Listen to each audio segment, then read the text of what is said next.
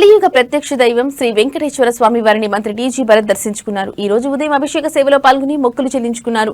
దర్శన అనంతరం రంగనాయకుల మండపంలో వేద పండితులు వేదాశీర్వచనం అందించగా ఆలయ అధికారులు పట్టు వస్త్రాలతో సత్కరించి స్వామివారి తీర్థ ప్రసాదాలు అందజేశారు. ఆలయం వెలుపల మంత్రి భరత్ మాట్లాడుతూ ముఖ్యమంత్రి చంద్రబాబు నాయుడు ఆరోగ్యం బాగుండాలని స్వామివారిని ప్రార్థించానన్నారు. ప్రభుత్వం ఏర్పడిన 18 నెలల్లో తీసుకొచ్చిన ఇండస్ట్రీస్ పూర్తయితే 2 లక్షల మందికి ఉద్యోగ అవకాశాలు వస్తాయని మంత్రి భరత్ తెలిపారు.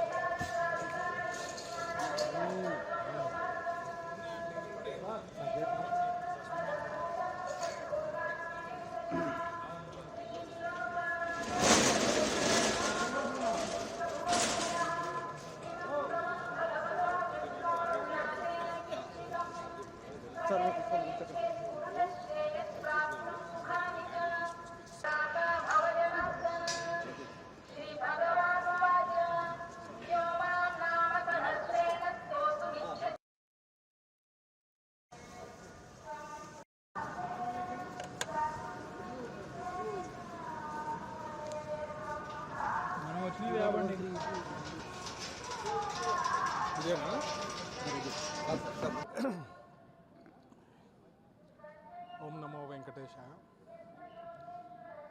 ఈరోజు దేవుణ్ణి కోరుకునేది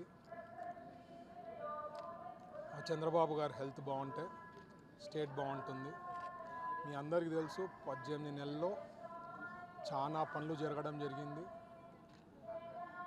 మన టీటీడీ దేవస్థానం కూడా శుద్ధి చేయడం జరిగింది మన చంద్రబాబు గారు వచ్చిన తర్వాత.